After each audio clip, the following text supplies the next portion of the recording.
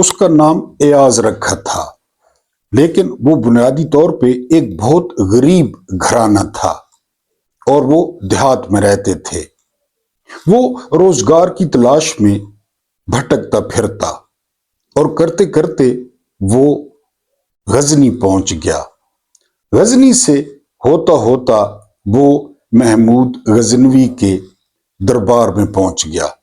اب محمود غزنوی وہ قیامت کی نظر رکھتے تھے۔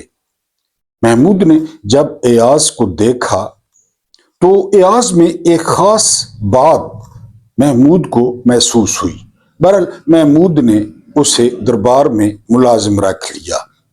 اب ہر گزرتے دن کے ساتھ وہ سلطان کی نظروں میں اس کی قدر و منزلت بڑھتی گئی۔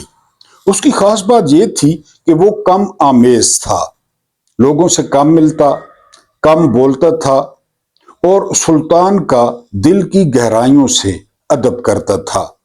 وہ سلطان کے منہ سے نکلے ہوئے کسی لفظ کو قانون کا درجہ دیتا تھا۔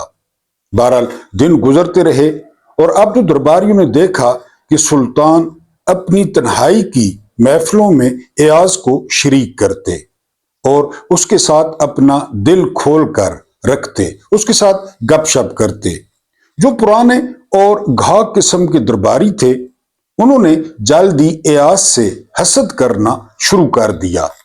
وہ اس کوشش میں تھے کہ کسی طریقے سے ایاز کو سلطان کی نظروں سے گرائیں۔ انہوں نے سلطان کے کان بھرنا شروع کر دیے۔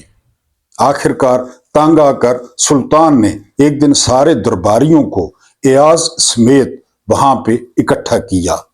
سارے درباری آ گئے، ایاز بھی آ گیا۔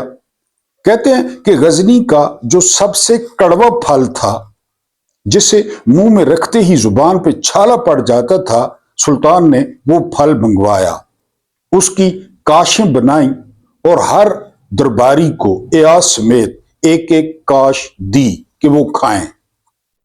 جو ہی درباریوں نے اس کاش کو منہ میں رکھا تو وہ تھو تھو کر کے کوئی اٹھ کھڑا ہوا، کسی کو ابکائی آئی، کسی نے باہر تھوک دیا۔ لیکن درباریوں نے اور محمود نے دیکھا کہ ایاز بڑے مزے سے اس کو کھا رہا تھا۔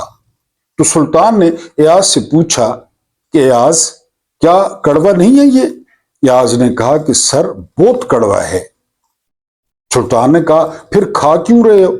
تو ایاز نے کہا جو بندہ اتنے عرصے سے لذیذ کھانے کھلا رہا ہے، اتنے میٹھے کھانے کھلا رہا ہے، اتنی نعمتیں نچھاور کر رہا ہے، اگر آج اس نے ایک کڑوی کاش دے دی ہے تو اب اس کو اگلنا یا اس کو تھوکنا کہاں کی جو ہے نا وہ شرافت ہے۔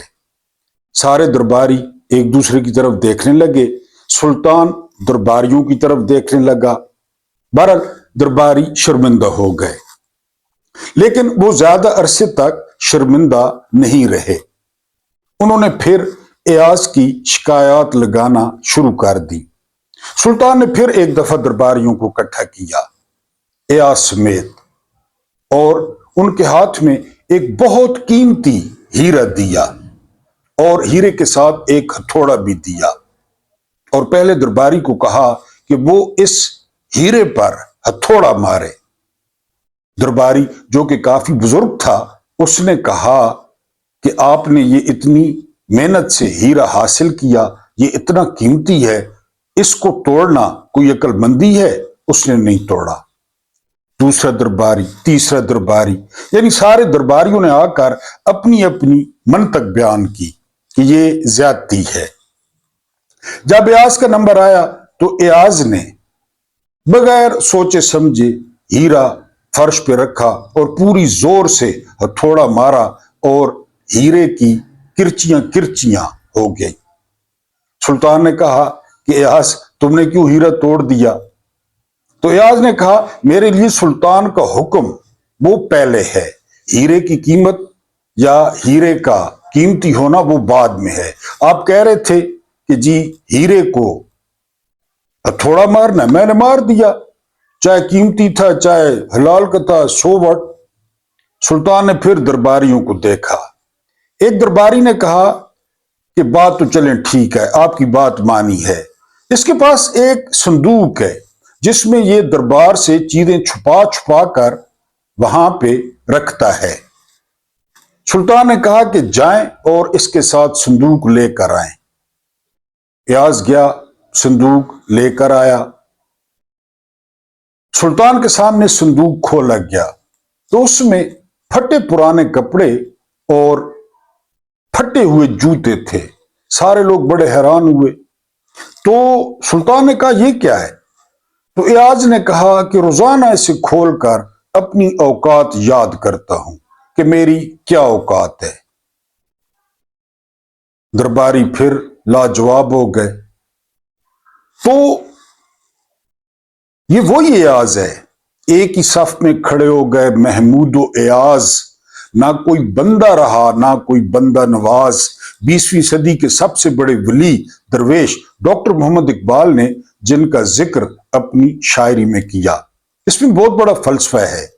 سلطان کا حکم سر آنکھوں پر، اگر اللہ سبحانہ تعالیٰ کا حکم سر آنکھوں پہ ہو اور بندہ روزانہ صبح کے وقت جو ہے وہ واش روم میں اپنی اوقات دیکھ لے کہ اس کے اندر سے کیا نکلتا ہے، وہ ایک گند کی ڈھیری ہے، اس نے اپنے اندر ایک گند کی ڈھیری بنا رکھی ہے، تو اس کو اوقات اپنی یاد آ جائے گی، وہ شاید اکڑ کر جو ہے وہ چلنا چھوڑ دے۔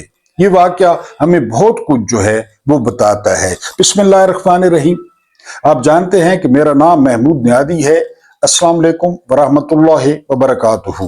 آپ لوگ یہ بھی جانتے ہوں گے کہ آج 31 اکتوبر ہے، اکتوبر کا آخری دن ہے، اور جن دن ہے جمعہ مبارک کا۔ میں نے صبح بھی آپ کو جمعہ مبارک کہا تھا، ایک دفعہ پھر کہتا ہوں، دنوں کا یہ سردار قرار دیا گیا ہے، اور اللہ کرے کہ اس جمعے کے صدقے آپ کی دلی مرادیں پوری ہوں، اور آپ کے جو بھڑولے ہیں وہ غلوں سے گندم سے بھرے رہیں، آپ کے کچن میں کھانے پینے کی اشیاء بہت زیادہ ہوں، اور پاکستان پر خصوصی رحم ہو۔ یہ جو نومبر شروع ہونے جا رہا ہے، میں جو ہے نا ایک مہینے سے آپ کے ساتھ بات کر رہا ہوں کہ یہ نومبر جو ہے وہ بڑا امپورٹنٹ ہوگا، وہ اس لحاظ سے کہ 28 نومبر 2025 کو chief of army staff general Asim Munir Hilal Imtiaz military, ان کی جو مدت ہے ملازمت کی وہ پوری ہو رہی ہے، اور انہوں نے گھر جانا ہے اور نئے آرمی چیف نے آنا ہے۔ دیکھنا یہ ہے کہ 28 نومبر تک پاکستان میں کیا ہوتا ہے، پاکستان میں کون کون سے واقعات وقوع پذیر ہوتے ہیں، کچھ میں بھی آپ کو بتاؤں گا کہ کیا ہو رہا ہے اور کیا کرنے کی تیاری ہو رہی ہے۔ لیکن اس سے پہلے کہ میں آپ کے سامنے خبریں رکھوں، میں آپ کے سامنے ویلاگ جو ہے نا رکھوں، آپ سے وہی درخواست ہے کہ اگر آپ نے پہلی دفعہ ہمارے تھمبنیل کو کلک کیا ہے تو آپ ہماری یوٹیوب فیملی کا حصہ بنیں اور چینل کو سبسکرائب کریں، اور جو آلریڈی سبسکرائبرز ہیں تو ان سے درخواست ہے کہ وہ ویڈیو کو لائک کر دیں، جوانوں تک پیغام پہنچانے کی کوشش کیا کریں اگر آپ کو ڈر نہیں لگتا تو، اور ویڈیو کو پورا جو ہے وہ دیکھا کریں۔ جس طرح میں نے صبح بھی عرض کیا تھا کہ کم از کم جو ویوز ہیں وہ 10,000 درکار ہوتے ہیں ایک اچھی ویڈیو کے لیے، پھر پازیٹیو جو ہے وہ میسج جاتا ہے۔ جب آپ کو نوٹیفیکیشن ملے تو کوشش کیا کریں ویڈیو کو آن کر لیا کریں۔ اگر ہم خبروں کی بات کریں تو سب سے پہلی خبر جو ہم ڈسکس کریں گے وہ خبر یہ ہے کہ ایک اخباری رپورٹ کے مطابق یہ جو ایشیا کے رہنما ہیں انہوں نے خوشامد کو، ڈونلڈ ٹرمپ کی خوشامد اور چاپلوسی کو ہتھیار بنا لیا ہے۔ وہ یہ خوشامد اور چاپلوسی کا ہتھیار استعمال کرتے ہیں اور ڈونلڈ ٹرمپ سے اپنے فوائد نکلواتے ہیں۔ آپ کو شرم الشیخ یاد ہوگا، آپ کو شہباز شریف یاد ہوگا، شہباز شریف کو جارج گیلوے نے شو بوائے کا خطاب دیا کہ جتنی اچھی پالش یہ کرتا ہے اور کوئی نہیں کرتا۔ اب ملائیشیا کے انور ابراہیم نے کہا ہے کہ صدر ٹرمپ وہ جرت اور استقامت کی علامت ہیں۔ کہاں پہ ہیں یہ تو خیر ہمیں نہیں پتا۔ اس کے بعد جاپان، جس پر ایٹم بم ہیروشیما اور ناگاساکی پر گرائے گئے تھے، انہوں نے گرائے تھے، انہوں نے جو ہے وہ ڈونلڈ ٹرمپ کو نوبیل پرائز کے لیے نامزد کر دیا ہے کہ صدر کو نوبیل پرائز ملنا چاہیے، کیونکہ انہوں نے ہیروشیما اور ناگاساکی کو تباہ کیا تھا، جہاں پر آج تک بچے معذور پیدا ہوتے ہیں اور گھاس نہیں اگتی۔ بہرحال اخبار کہہ رہا ہے کہ آپ چاپلوسی کریں، خوشامد کریں، ٹرمپ جو ہے وہ خوش ہوتا ہے۔ اگلی خبر جو ہے وہ بھی امریکہ سے ہے۔ زہران ہمدانی یہ آج کل فیورٹ بتائے جا رہے ہیں نیو یارک کے میئر کے لیے۔ لیکن ڈونلڈ ٹرمپ اور زہران ممدانی وہ آمنے سامنے آ گئے ہیں. زہران نے کہا ہے کہ وہ جو ہے نا امیر لوگوں پر ٹیکس لگائے گا, بہت ساری چیزیں جو ہے وہ فری کرے گا, لیکن ڈونلڈ ٹرمپ نے کہا ہے کہ وہ نیو یارک پہ پابندیاں لگانے جائیں گے اگر یہ میئر بن جاتا ہے. تو یہ ذہن میں رہے کہ اس وقت جو نیو یارک کی اکانومی ہے وہ 2.3 ٹریلین ہے, 2.3 ٹریلین ڈالرز. بہرحال ڈونلڈ ٹرمپ کی یہ دھمکیاں ہیں, وہ کوئی بادشاہ تو نہیں ہے کہ وہ کوئی پابندیاں لگائے گا. اگلی خبر بھی امریکہ سے ہے اور یہ ہے امریکی صدر جے ڈی وانس. یہ کہتے ہیں کہ وہ اپنی بیوی کو عیسائی مذہب قبول کرنے پر راضی کر لیں گے. بہرحال بڑی بات ہے اگر وہ بیوی کو راضی کر لیں گے, کیونکہ جے ڈی وانس نے جو ہے وہ شادی انڈیا میں کی ہوئی ہے. اب ان کا کون سا مذہب ہے میں نہیں جانتا, بہرحال ان کو امید ہے کہ ان کی گھر والی جو ہے وہ کرسچین بن جائیں گی. اس کے بعد اگر ہم ڈسکس کریں تو زلفی بخاری آپ جانتے ہیں پاکستان سے باہر کافی کوششیں کرتے رہتے ہیں, لوگوں سے ملتے رہتے ہیں, عمران خان کے لیے پریس کانفرنس کرتے ہیں, کانگریس مین سے ملتے ہیں. انہوں نے کہا ہے کہ 29 نومبر تک اب عمران خان کو جو ہے وہ قید تنہائی میں رکھا جائے گا, کیونکہ نومبر میں بہت ساری مہم جوئیاں حکومت نے کرنی ہے. یعنی 27ویں ترمیم ہو گئی, اس کے بعد جو ہے نا وہ ایکسٹینشن ہو گئی, تو اب عمران خان کی توشہ خانہ کی جو سماعت ہے وہ بھی ختم کر دی گئی ہے. اس کے علاوہ جو 9 مئی کے کیسز تھے وہ بھی کہا گیا ہے کہ جوڈیشل کمپلیکس میں ہوں گے, جس طرح وہ پہلے واٹس ایپ پہ لیا جج نے اور وہاں پہ سماعت کی, تاکہ عمران خان سے کوئی جو ہے وہ ملاقات نہ کرے اور ان کو قید تنہائی میں ڈالنے کی پوری تیاری ہے. یہ کہنا ہے زلفی بخاری کا.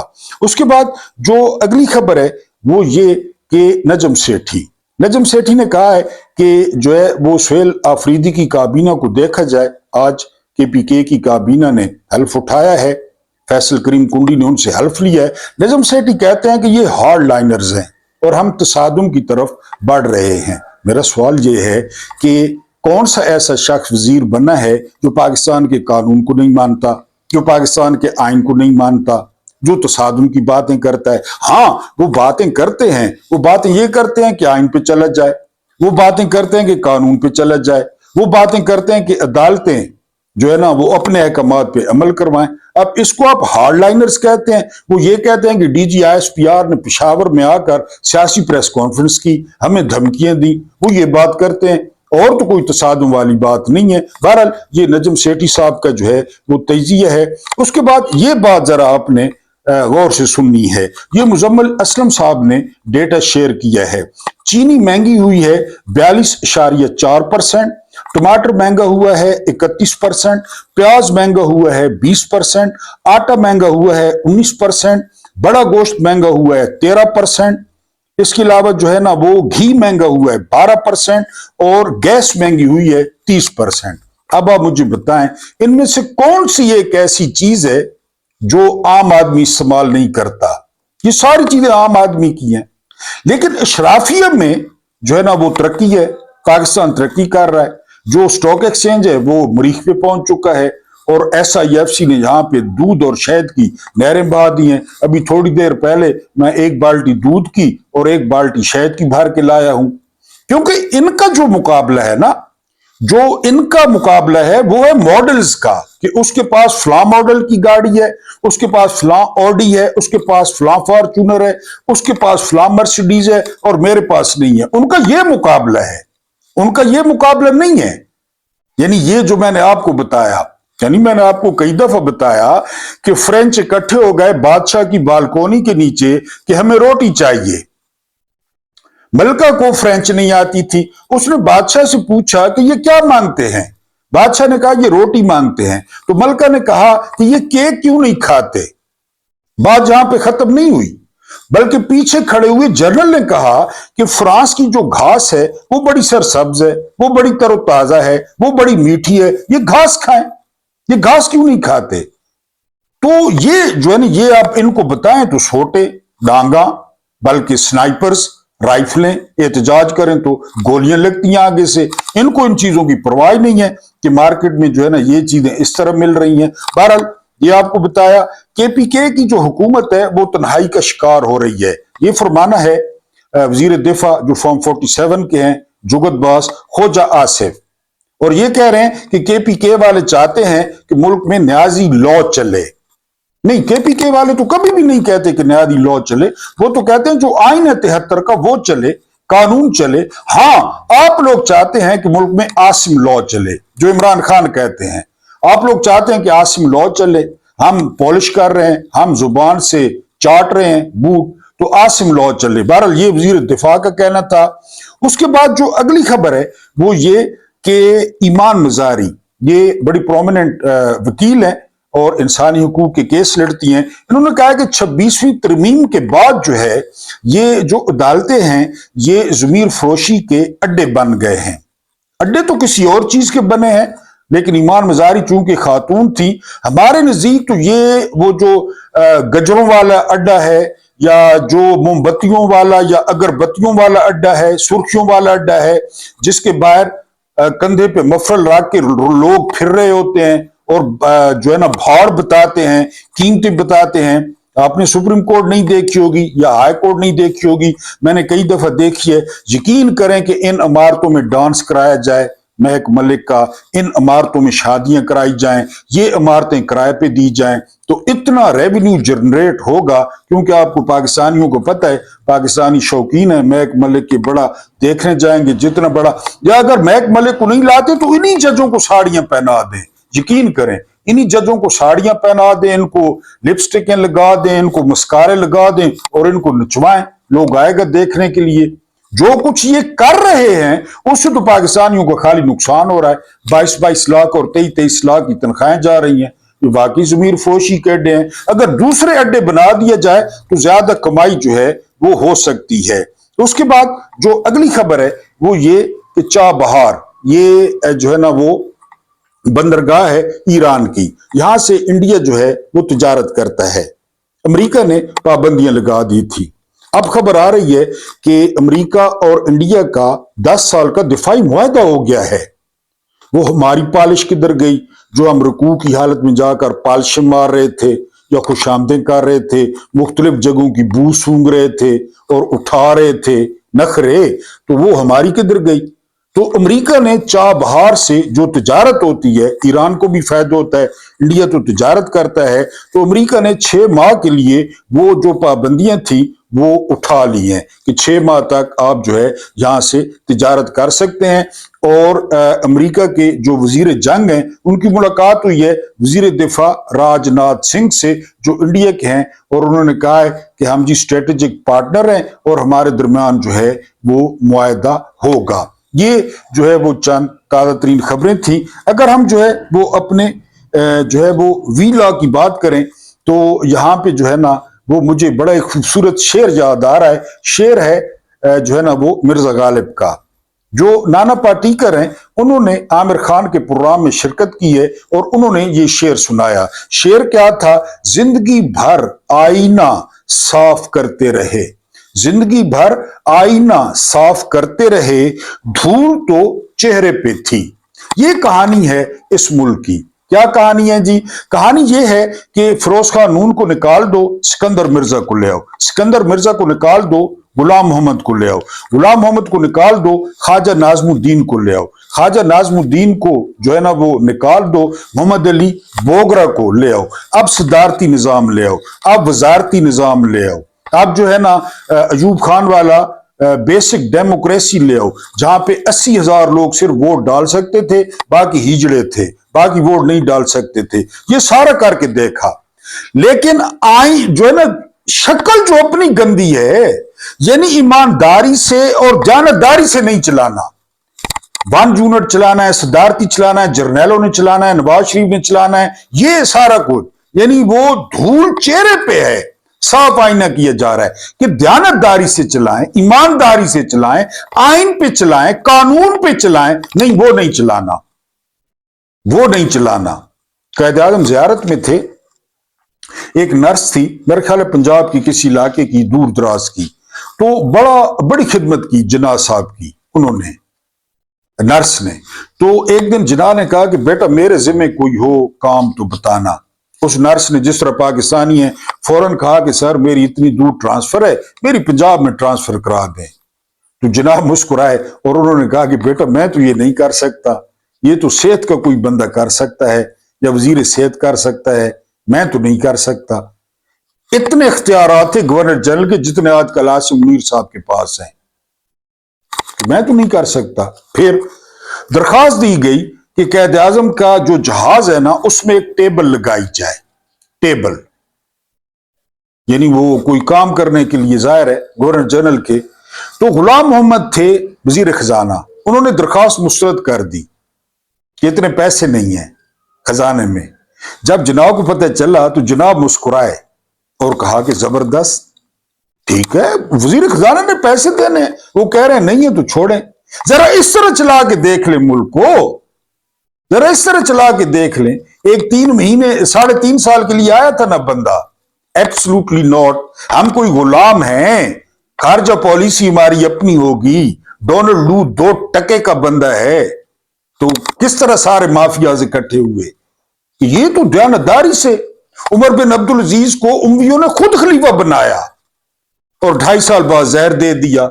ये तो दयानतदार है, ये तो जमीनों पे कब्जे भी नहीं करने देता, ये तो खांचे भी नहीं लगाने देता, न ये खाता है न लगाता है। और वो जो है ना जहर दे दिया उमवियों ने हस्बे मामूल। तो जिंदगी भर आईना साफ करते रहे, 18वीं तरमीम 17वीं तरमीम 15वीं तरमीम 26वीं तरमीम, आइन पे नहीं चलाना, कानून पे नहीं चलाना, जिसपे पूरी दुनिया चल के जो है वो तरक्की कर रही है। बहरहाल जब हम जैसे गरीबों के दिन आते हैं तो दरमियान में मौत आ जाती है। ये कहा था इरफान खान ने, मेरे बड़े पसंदीदा अदाकार थे, उनको कैंसर हुआ और जो है वो जवानी में तकरीबन जवान थे जब उनका इंतकाल हो गया। ये कहानी है जो है ना वो डॉक्टर नोमान सलीम। आज से 2 दिन पहले मैंने आपको बताया था कि हमारे इलाके का एक कैप्टन शहीद हुआ है कुर्रम में, और ये भी बताया था कि कैप्टन कितना कम उम्र होता है। नोमान जो सलीम है, इनके अबू रिटायर्ड फौजी थे।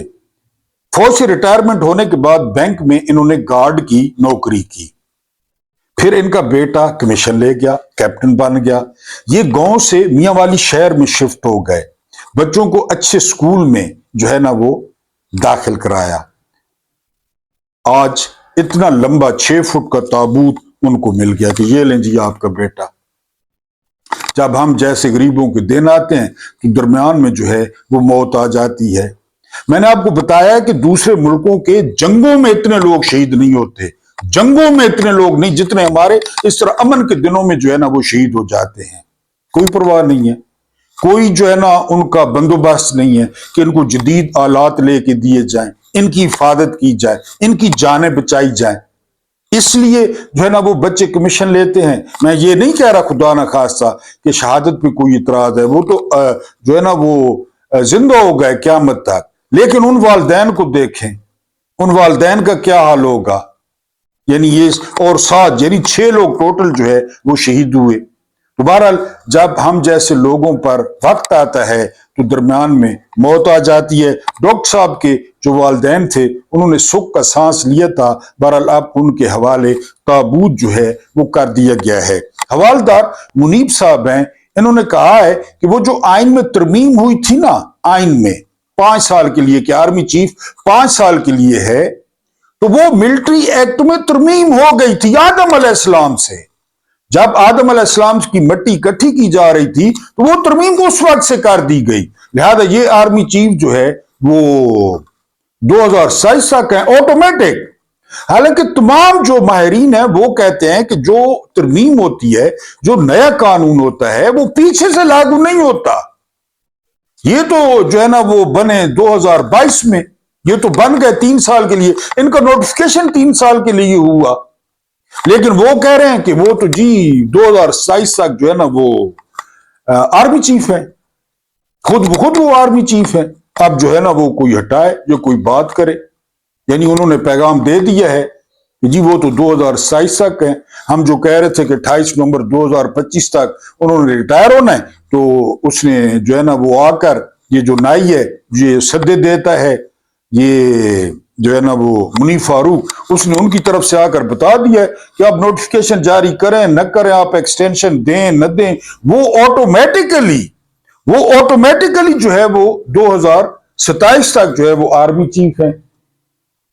اس کے بعد وہ کیا کہتے ہیں؟ اس کے بعد وہ کہتے ہیں کہ جو سہیل آفریدی ہیں یہ قانون کی بات کرتے ہیں، یہ یا آفریدی کو خط لکھا، یہ اسلام آباد ہائی کورٹ میں گئے، انہوں نے پنجاب حکومت کو خط لکھا، تو یہ آئین شائن کیا ہوتا ہے؟ یہ قانون شانون کیا ہوتا ہے؟ یہ طاقت ہے، طاقت جو کہ جرنیلوں کے پاس ہے۔ یعنی میں نے آپ کو بتایا کہ سپریم کورٹ جو تھی نا فرانس کی، اس نے کہا تھا کہ یہ جو بادشاہ ہے نا لوئی، یہ اللہ کی طرف سے ہے، یہ جب دیکھتا ہے تو یہ نہیں دیکھتا، اللہ دیکھتا ہے معاذ اللہ، یہ جب کرتا ہے تو یہ نہیں کرتا، اللہ کرتا ہے معاذ اللہ، یہ جب سنتا ہے تو یہ نہیں سنتا، اللہ سنتا ہے۔ یہ سپریم کورٹ نے کہا تھا لوئی کے بارے میں، اور جب انقلاب آیا تو وہ لوئی اور اس کی گھر والی کا جو حال ہوا وہ کتابوں میں لکھا ہوا ہے۔ تو منیف فاروق کہہ رہا ہے کہ کون سا آئین، کون سا قانون، یہ تو طاقت ہے، کوئی مل کے دکھائے، ٹینک آ جائیں گے، توپیں آ جائیں گی۔ اور ویسے بھی جنرل جا صاحب کہہ چکے ہیں کہ یہ ردی کا ٹکڑا ہے، یہ جو آئین ہے کسی وقت بھی اس کو پھاڑ کے ٹوکری میں پھینکا جا سکتا ہے۔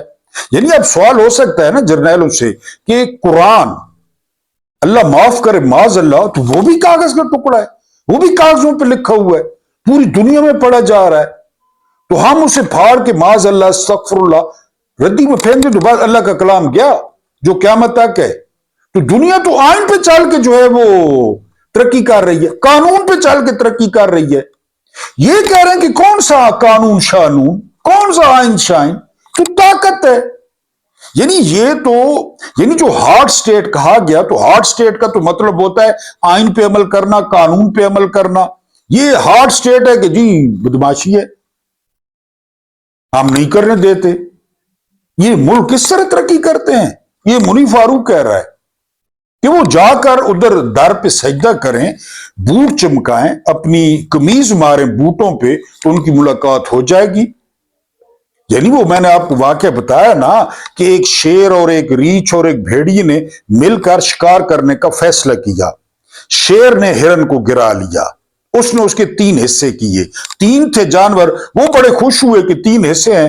شیر نے ایک حصہ سائڈ پہ رکھا کہ یہ میرا، کیونکہ میں نے ہرن کو گرایا ہے۔ انہوں نے کہا ٹھیک ہے جی۔ پھر دوسرا حصہ اٹھا کے رکھا کہ یہ میرا، کیونکہ میں جنگل کا بادشاہ ہوں۔ انہوں نے کہا ٹھیک ہے۔ تیسرے پہ ان کی نظر تھی، تیسرا وہیں پہ پڑا تھا۔ شیر نے کہا کہ اب اگر تم میں سے کسی کی جرت ہے تو ہاتھ لگائے۔ بھیڑی اور ریچھ نے کہا کہ سر یہ بھی آپ کا ہے۔ تو منیف فاروق تو یہ کہہ رہے ہیں کہ قانون شانون کون سا، آئین شائن کون سا، جس کی جرت ہے ہاتھ لگائے۔ پھر سہیل آفریدی دیواریں گرائے، گیٹ گرائے ڈیالگ کا، اس طرح ریاستیں چلتی ہیں۔ اور خود کہہ رہے ہیں، یہ منیف فاروق نہیں کہہ رہا، یہ خود پیغام دے رہے ہیں جرنیل کہ آئین شائن بھول جائیں، وہ واقعی بھول جائیں۔ کس قانون اور آئین کے تحت مرید کے میں قتل عام ہوا، ڈی چوک میں ہوا، اب پھر کوئی نکلے گا تو پھر ہوگا۔ کیوں فوج بھیج رہے ہیں اسرائیل؟ پوچھ کے دیکھیں، فلسطین حکومت کہہ رہی ہے بھیج رہے ہیں۔ بہرحال یہ کوئی قانون شانون نہیں ہے، کوئی آئین شائن نہیں ہے، اور ایسی کی تیسی قانون کی اور آئین کی جو ہے نا وہ سرکار فرمائیں گے وہی ہوگا، کیونکہ میرا خیال ہے ان کو لگتا ہے کہ معاذ اللہ استغفر اللہ یہ اللہ کی طرف سے آئے ہیں اور یہ ان کو اللہ نے بھیجا ہے، کیونکہ یہاں پہ ہر چیف اللہ کی طرف سے آتا ہے اور وہ کوئی خاص کام کرنے کے لیے آتا ہے۔ اللہ پاک آپ کو آسانیاں عطا فرمائے، آسانیاں بانٹنے کی توفیق عطا فرمائے۔ میرا رب کریم آپ کے اور میرے مرحومین کی مغفرت فرمائے، ان کے ساتھ عدل کا نہیں رحم کا اور احسان کا معاملہ فرمائے۔ مجھے برداشت کرنے کا بہت بہت شکریہ۔